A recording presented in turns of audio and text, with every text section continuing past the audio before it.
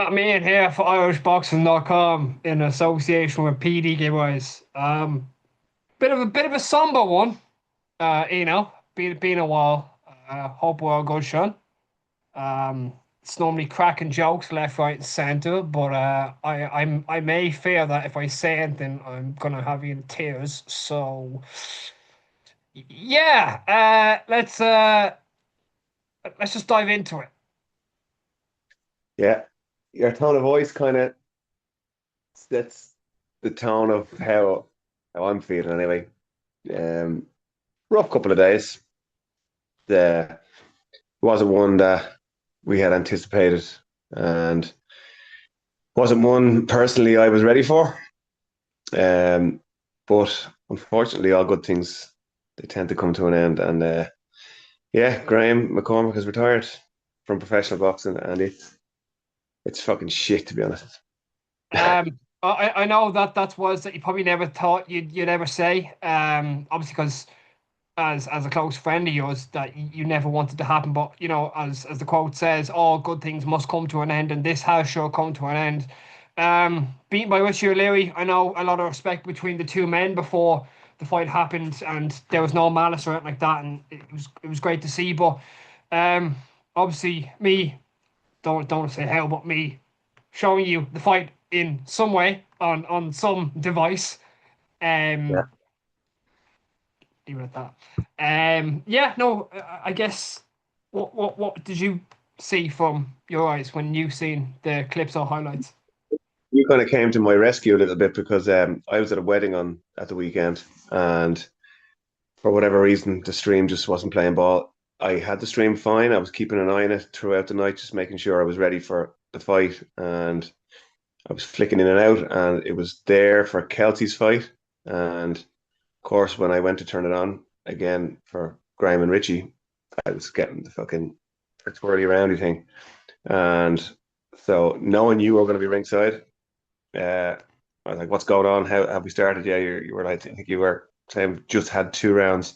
Yeah, Richie two rounds boxing. going. So I said, "Any chance you can dial me in?" So you basically video called me from ringside, so I was able to watch it. I'm sure I don't know if people what the noise levels were like, but I'm sure you could hear me screaming down the phone for Graham to I go and literally had to put the phone to my ear like that to hear you, and then I was obviously talking to you in between the rounds because you were saying I could like read your lips of what you were trying to say, and I said this is happening, and then obviously went up to the corner and that. So Trilla, if you hear this, please don't kill me. This is just a manager looking out for his boxer. So yeah, yeah, no, but I kind of just the kind of the emphasis of this Zoom is just to this chat is to kind of just look back on Graham's career from your perspective and your best moments and kind of just your your best bits of Graham. So I'm gonna reel it back all the way to the start. We're gonna reel back to 2017, the 12th of the second. Jordan Latimer was our first one together. Okay, okay, so we're Yeah, going to 2021, right? so Jordan Latimer was our first one together, and which was kind of even though it was kind of a domestic of sorts because there was a little bit of needle between the two, and Jordan really fancied it. And Jordan's a great fella, in fairness, and we we've kept in touch. And nobody really knew Graham had COVID because I think what was it 2021? 2021. Graham had COVID had was still COVID, here. Yeah, COVID was still here. Yeah, yeah. and he was cleared. His COVID period had ended the day before traveling over for the weigh-in. So like he was he wouldn't have exactly been in prime health and condition. But we went over anyway, and he beat Jordan. And I think straight away after that, we went into Paul Keane. I think did we? Yeah. Um, so Paul There was Keane was it was the ninth, and then you fought Paul Keane on the Friday the 19th of November in the Crown Plaza Hotel in Glasgow, Scotland, on the Kinnock we card. made that in the back after the Latimer fight with Sam to fight Paul Keane, and we fancied that, and Graham boxed brilliantly. Now I don't think we won the fight, but the judges' scorecards or the refs' scorecard was 80-72, and it was just insane. The Graham boxed out of his skin. Paul Kenny Keane, as you Pringle was the know, ref. Yeah. Kenny Prince ref, yeah. Um, Graham boxed out of his skin. Paul Keane was a very good operator, and he got given nothing. And I remember Paul Ryan, ex BUI, he was the supervisor on the night on behalf of the BUI, and he was disgusted. And I think off the back of that result, the rule was changed with the BUI that an Irish referee, if a BUI Celtic title fight was being held outside of 32 counties, so if it was being held in Scotland or in the Basque countries or whatever, or in Wales, it had to be an Irish referee off the back of that decision. So that'll tell you how well Graham Wow, boxed despite not getting around. didn't know that. Um, Wow, that's cool. yeah, so like it was a brilliant performance, and unfortunately, it just didn't go away. But it showed everyone what Graham is made of, and like it's well enough documented now what Graham has gone through in his past. Like Graham is mad, just mad Addiction, bastard. criminality, homelessness, you name it, he's been there. Everything. So for him to be anywhere near that um, was a kind of minor miracle in itself, and a fantastic story. So you know, it was great to be kind of there or thereabouts. It was shit to lose. Obviously, it was shit to lose in the on the scorecards the way the thing went. But at least we knew that we had a dog, you know. Um, and that set us up then for fecking. I think we had 6 title fights. I'm pretty sure we had 6 title fights. One sec. One, Got from two, Keane. 3, 4, 5, 6. Yeah, on the mark. Bang on the mark. 6. I think we fought Seamus Devlin next up in Yeah, Belfast. the Get Open it Hotel back. 40-36 decision. Yeah, and then him and Dom was his big night for when he came out and won his title, and Yeah, he just boxed brilliantly that night. And the 78-75.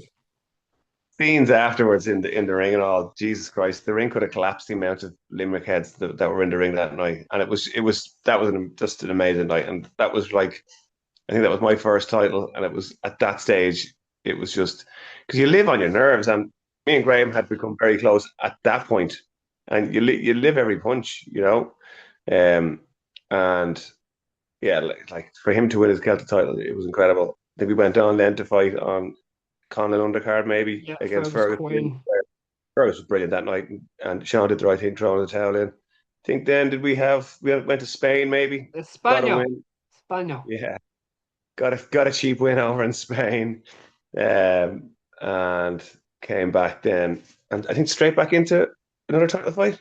I'm going to stop you at this one because I don't want to go over them too quickly because I want to get a good block out of this and let the people know how much Graham meant to you in a fighting sense and a friendship sense, and just go through some of the memories as well. We'll delve into that a bit later on. You went into Craig McCarthy. It was the WIT Arena as it was known in Waterford. 77, 75 went to McCarthy for the BUI Celtic Super Middleweight title. We Bit of captured that in the dancing rooms. yeah, we captured that. Well, Sam captured that notorious moment. There I was a remember moment Greg saying, "We go again, we go again."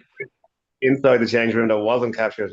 I won't go into too much details. Well, if you want to give it a bit of exclusive of what you can say or what you want to say, then No, fire ahead, Ian. Fire ahead. we'll leave it. Everybody kissed the maid up afterwards. But yeah, there was a little bit of messing going on in the dressing room after. Okay, There was tempers were high, and tempers flare. Okay. emotions were high, but all was good after. You hit the warehouse and you hit it hard.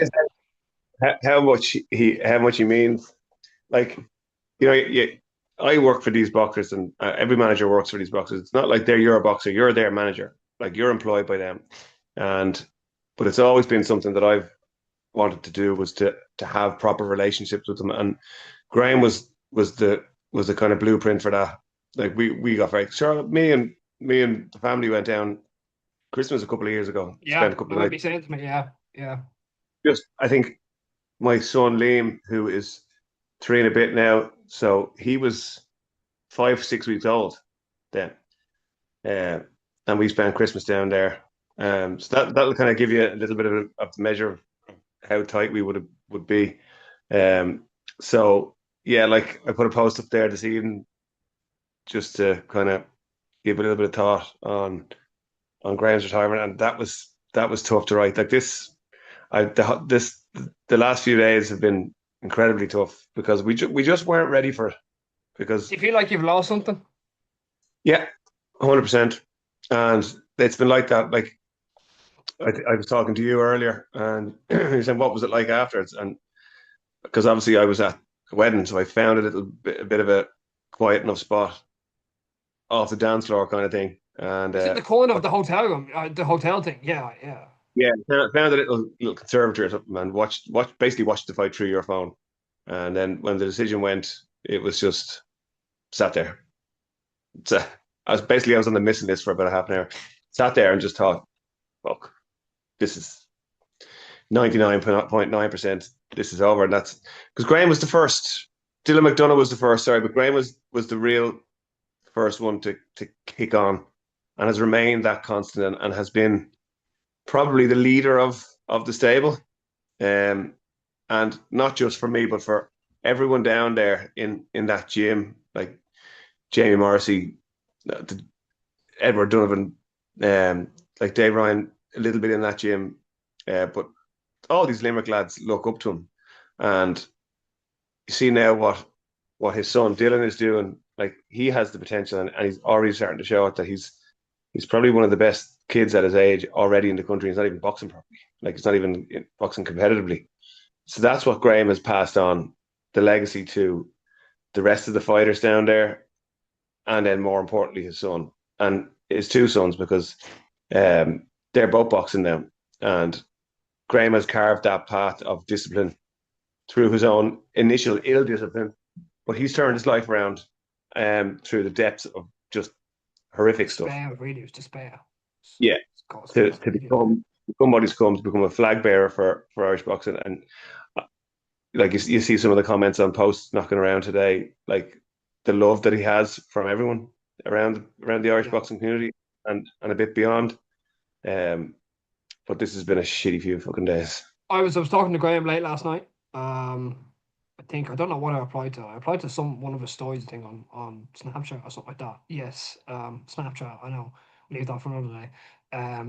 But I applied to Graham, and we had a kind of a bit of a back and forth, and he jokingly said to me, and I took it as fact for some reason, but he jokingly said to me, "BKB next bout," and I'm like, "Oh my God, what's Ian gonna think about this?" I was like, "Really, Graham?" That has not in the last day, but that has come up previously. Yeah, I know. I'm like, "Really, Graham?" He's like, I'm not BKB. I'm done. Like, I am done. And then he just casually says, "Oh, back to training on Tuesday." I'm like, "What are you training for?" He's like, "Oh, like just to like keep the head taken off." I'm like, "Fair enough," but like he's the kids to train, and he's a beautiful family. His wife, his daughter, his two lads. He has a beautiful family and a beautiful circle around him. He's definitely not empty-handed walking away from this game in any form, shape, or what's impossible. I talked to his son, it was Dylan or Josh. They said he's immensely proud of his dad for whatever he's done and however he's done it. I think Graham, looking back on the story, especially with the overcoming of addiction, homelessness, going literally from the depths of despair, really, all the way up to a professional boxer, really tells something of Graham's character and his storyline, that if you can be down that rock bottom, you can come back from anything. If he can do it, anyone else can do it. And I think he's an absolute inspiration to Irish boxing, no matter where you turn to. Because I think when you come into Irish boxing, one of the first people you're going to meet, or the first people you hear of, is Graham McCormack, just for simply of what he is. So Yeah. yeah, Yeah, and like that's saying, Josh and Dylan are in the barn with him every night. And like Josh is doing great. Novice, big lad, starting to look into kind of exhibitions and tournaments and all that kind of stuff. And for him to have that to be able to look at, considering what his dad has done in the past and all that, that's the kind of thing that he'll continue to have as a legacy compared to what he has to all of us. Do you know what I mean? We're talking about him as if he's been seriously hurt or he's dead or he's in the past tense. But it's just a retirement, But that retirement hits an awful lot harder because just never thought, Jesus, never thought. Just didn't. You don't think things like this are gonna happen, and we were, like I said, we weren't ready for it. We were very confident of winning, and like I'd said during the week, the old line is still a lion. But as Graham said himself, the old line got older in the yeah. ring. I want to move briefly on to George Liddard. We all know what happened, but just kind of, I kind of want to bring back again a fella from Limerick who went from nearly zero to being a professional boxer and getting on a matchroom card as well. I think that's kind of something achievable in itself. Yes, it is a loss, but that is something achievable that you can say I was on a matchroom card, and On a I huge know, ring, Josh Taylor, Jack Catterall. yeah, huge card as well, huge card. I'm sure he'll tell you. Maybe he said it before. He threw that away on in his head. He froze Um, in the spotlight. I think yeah, is that. just on the ring walk. I think he walked out with Dylan, and it was just like, "What am I doing here?" Which is just something that he shouldn't have done in his own mind, but nothing you can do about it, you know. And uh, that just all went horribly wrong. And you look at what George Taylor has done now, sure. Like he's a main event kind of matchroom star. He's winning Great belts fight left, right, and Tyler center. Denny the last time, you know. Yeah, but he'd been running through people before then, and he's only getting better. And that was just a shame that happened the way it happened. But again, it was one of those things, you know. How the it's a pinch yourself. So what are we doing here? Why are we on Taylor Catterall undercards? You know, why is he fighting on a Mick Conlon undercard? He was bloody living under a bridge 10 years previous. You know what I mean? And that just shows what he is, the kind of person he is, to be able to drag himself through to them places, but then following that to be able to drag himself back to be able to fight for another title and another title, and always be in with a shout, you know, because his resilient and his perseverance and his ability, like they're second to none. Next came Craig McCarthy. Again, That was that was that was one of the best nights. I think was it That would mean I me? think that well. Was it me and you and Anto Anton Kakachi was so Fitz? Yes, and Anthony Kakachi. That were the four of us were standing side by side with each other. I remember this so clearly, looking up at that ring, and just like you going absolutely insane. Me having to shut my mouth and obviously as a journalist and do my job, which I did, but just taking in the serenity and the pure, beautiful violence that I was witnessing a mere 2 meters right in front of me. Looking to my left is Anthony Kakachi and Anton Fitz. Looking to my right is my wise man, Ian Gaughran, and then me being in the centre. It's crazy. But speak to me about just kind of the build up of that rematch and why do you think that was the right time to make that rematch? the build actually for the rematch was an awful lot more sedate than it was for the first fight. They went at each other for the first fight. You know that there was real kind of um, hatred's a strong word, but there was a lot of needle in the first fight. And then the way it ended, we're still convinced it was a knockdown, and it would have changed the whole dynamic of the fight. It would have changed the result in the first fight, and he didn't win the title that night. Um, but to be able to get that sweet revenge, and sounds like as though we had something against Craig. There was nothing against Craig second time around. There was no needle, and the respect between the two was incredible. But the performance that he put on, I think he had Craig down. I think might have had him down twice before he stopped him.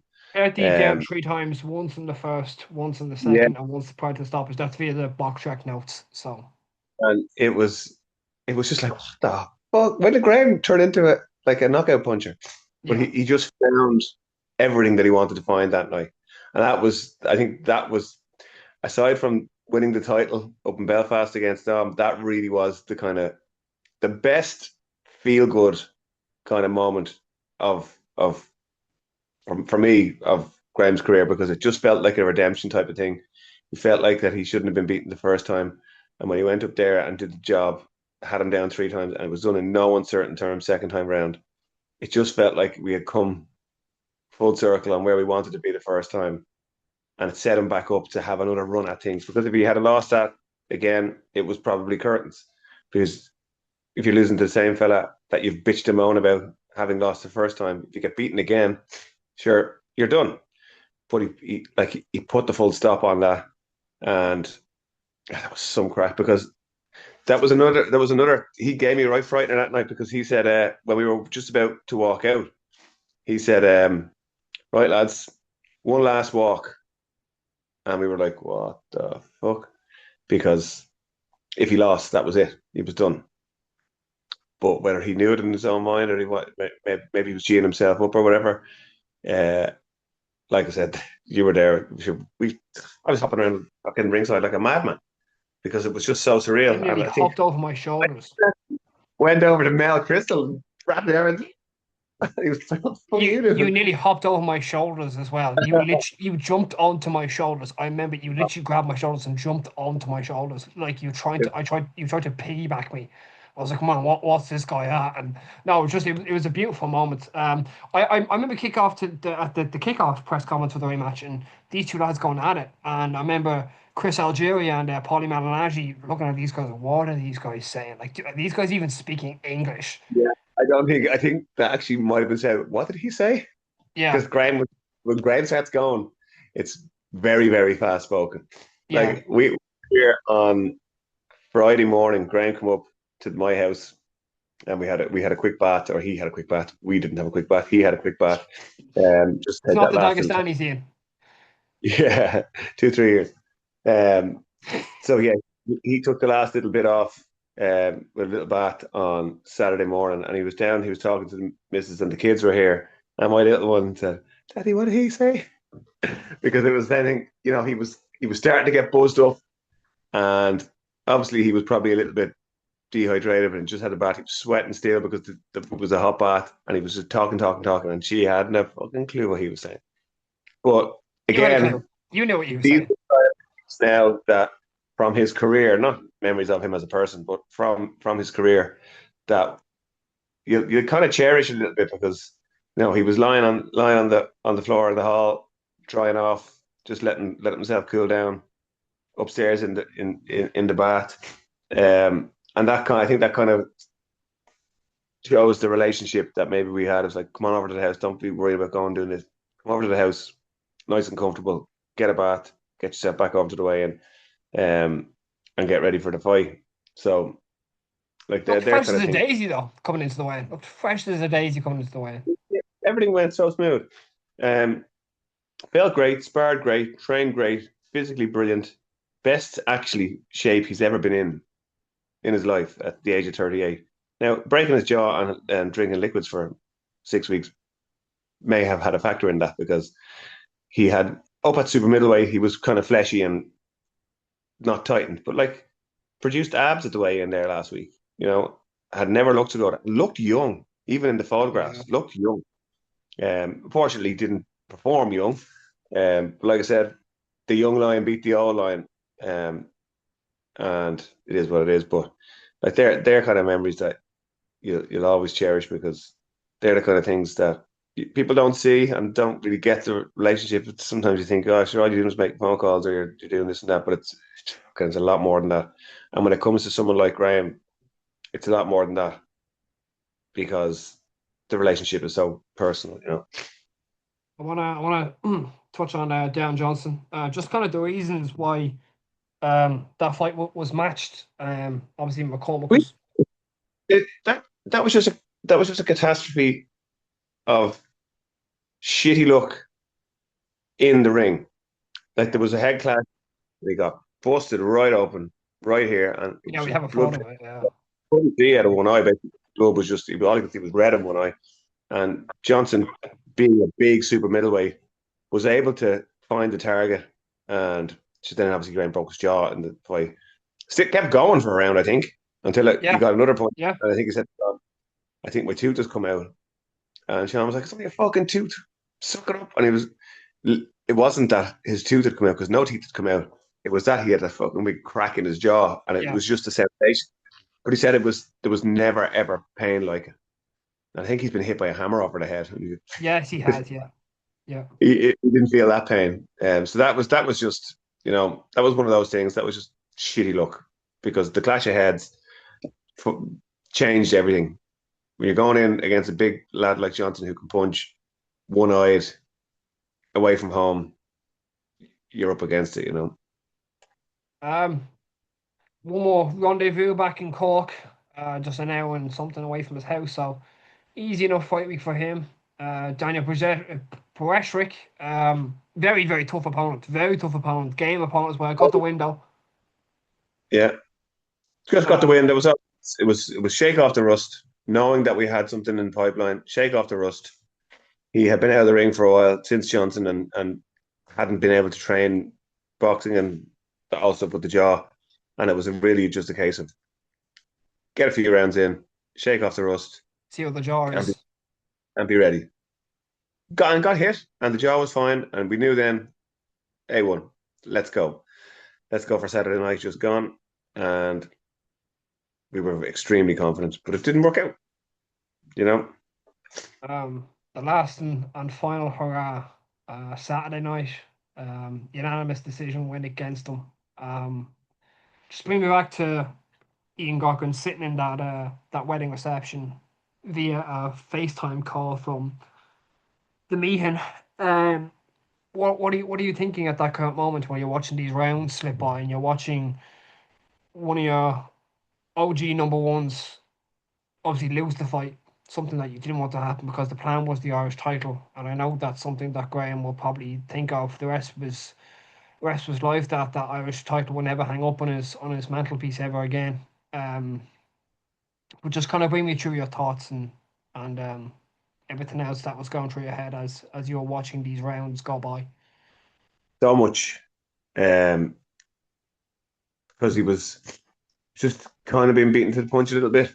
And it was frustration and trying to scream, go, you got to go. You got to like be busier.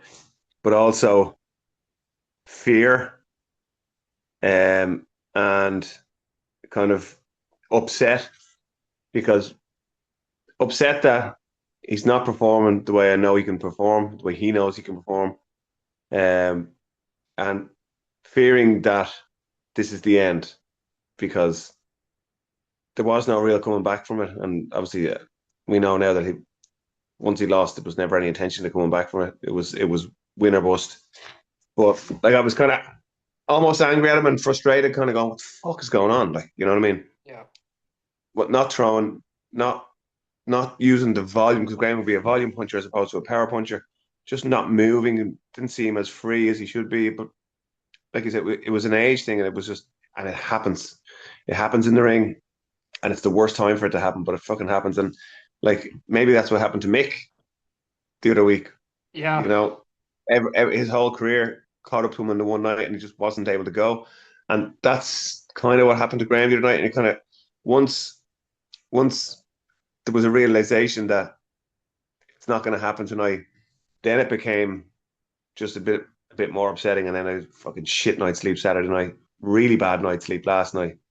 And people say, "Yeah, he's not like he's not hurt. He's but I love him to bits, and he's been so important to me as a person and as in boxing, and he's changed a lot for me, and I couldn't possibly ever thank him enough for bringing me on the journey with him to be able to create what's come since then, and to be able to give other lads the opportunities that they've been able to take up.